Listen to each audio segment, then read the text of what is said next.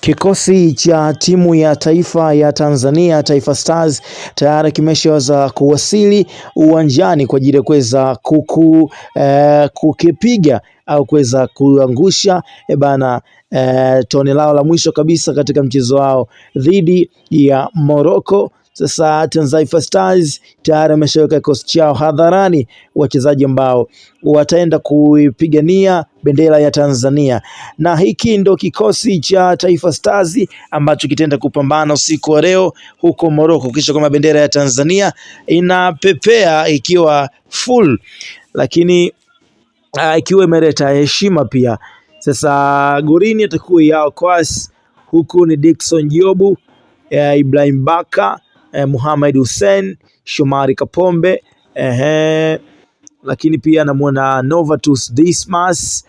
Mudathir Yahya, Faisal Salum, Clement Mzize, Kib Dennis na Simon Msuva ambaye ameweza kukabidhiwa ile badge ya captain. Sasa upande wa sabu namuona Ali Salim, namuona Hussein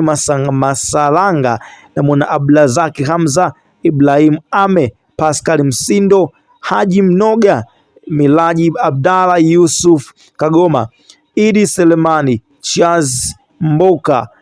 Kevin Johnny na Selemani Mwalimu. So hicho ni kikosi cha timu ya taifa ya Tanzania, yani Taifa Stars, leo 25 Machi 25 mwaka 2025 majira ya saa 6:30. So ni mchezo ambao unatoa ishara kwamba nani ambaye anaenda kufuzu kombe la dunia, ukizingatia kwa upande wa timu zote mbili zimekuwa kwenye nyakati tofauti, licha ya kuwa Morocco ana nafasi kubwa zaidi ya kuweza kushinda katika mchezo huu, kwa sababu kwenye mashindano haya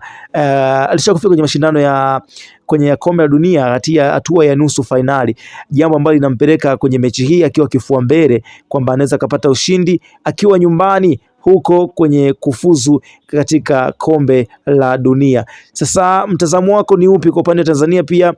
kwa hii siku za hivi karibuni wamekuwa na mtazamo chanya kabisa mbele ya mashabiki wao, kwa sababu